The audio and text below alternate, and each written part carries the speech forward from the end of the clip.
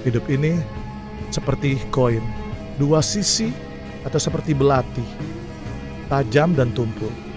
Pada akhirnya, kalian yang memilih akan ke arah mana hidup kalian. Sampai jumpa. Bye-bye. Oke, standby, kamera ready, sound ready, 3, 2, 1, action. Bismillahirrahmanirrahim. Assalamualaikum warahmatullahi wabarakatuh. Salam Om Swastiastu, Namo Buddhaya, salam kebajikan untuk kita semua. Salawat serta salam marilah kita curah limpahkan kepada junjungan Nabi besar kita Nabi Muhammad Sallallahu Alaihi Wasallam yang telah membawa kita dari zaman gelap gulita sampai kepada zaman terang benderang seperti saat ini. Pertama-tama perkenalkan, nama saya Ipan Kurniawan dengan NIM 6122510236. Fakultas Ekonomi dan Bisnis, Program Studi Manajemen, Universitas Primagraha. Saya di sini akan menjalankan tugas atau ujian akhir semester di semester 2 ini dengan MK Aspek Hukum dalam Bisnis yang diampu oleh Bapak dosen Bapak Robin Nur Tresna SHMH CPM. Baik, di sini langsung saja saya menjalankan langsung saja ke materinya. Saya di sini akan menjelaskan tentang materi perbandingan perundungan konsumen. Apa itu perundungan konsumen? Perundungan konsumen adalah tindakan intimidasi, tekanan atau perlakuan tidak adil yang dialami konsumen dalam konteks layanan dan transaksi. Hal ini dapat terjadi saat konsumen menerima ancaman, penghinaan, atau perlakuan diskriminatif dari pelaku usaha, staf, atau pihak lain.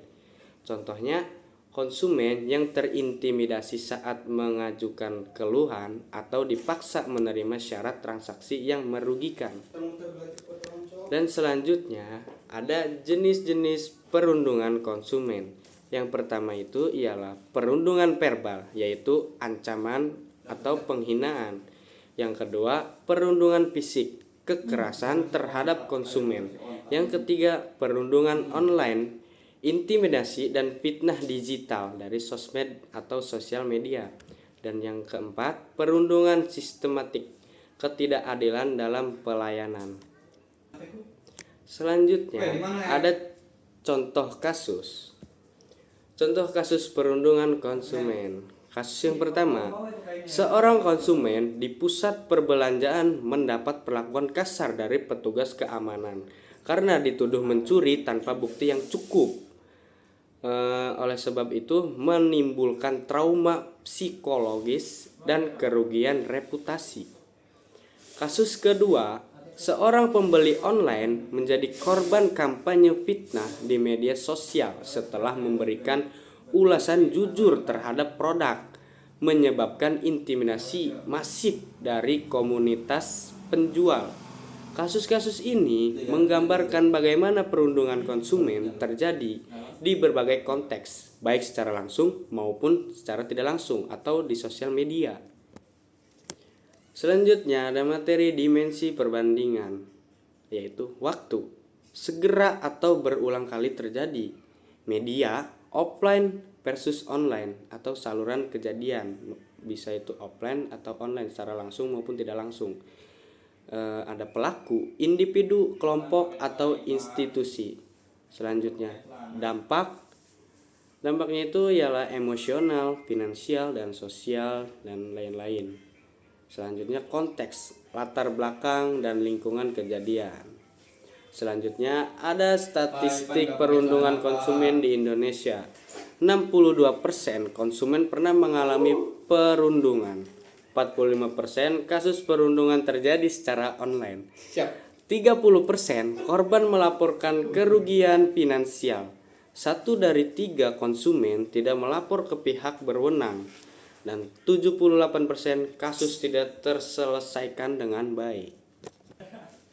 Selanjutnya ada online versus offline. Anonim dan cepat menyebar, sulit dilacak, langsung dan lokal. dampak psikologis.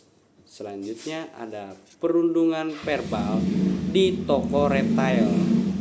Yang pertama, kronologi konsumen dipermalukan secara verbal oleh staf toko di depan umum karena